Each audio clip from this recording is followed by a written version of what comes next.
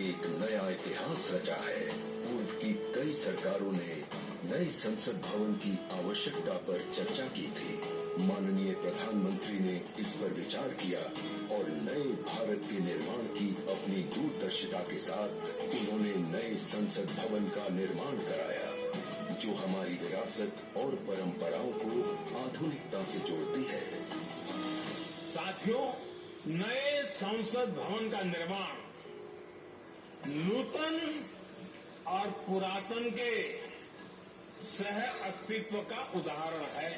ये नई संरचना लगभग 59,000 श्रम वीरों के योगदान से बनाई गई है।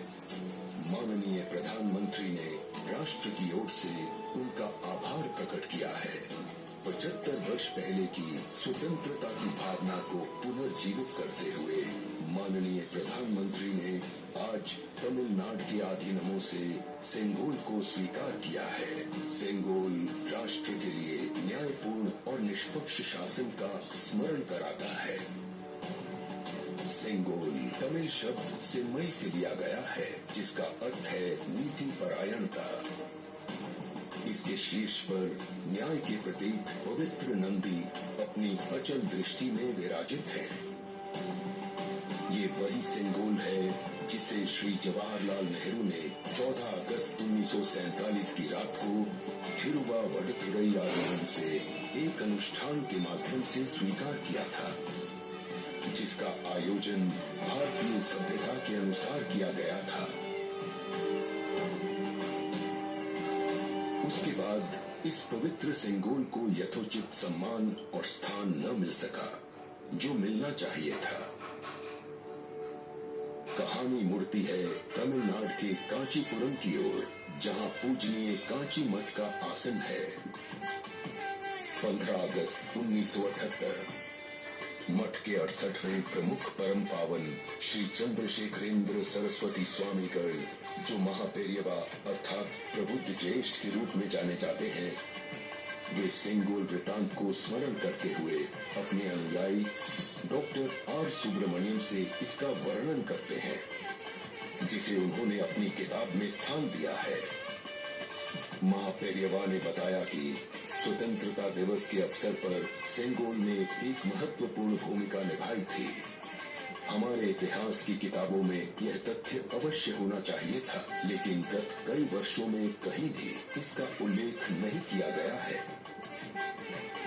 एक बार इस अद्भुत संस्मरण के सार्वजनिक होने पर तमिल मीडिया व प्रकाशनों ने इसे अपने संपादनों और वेबसाइटों में वरीयता दी।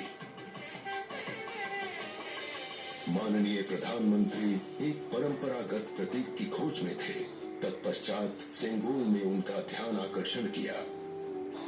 उन्होंने इसकी जांच करवाई, जिसका प्रमाण मीडिया विश्लेषणों और पुस्तकों में मिला।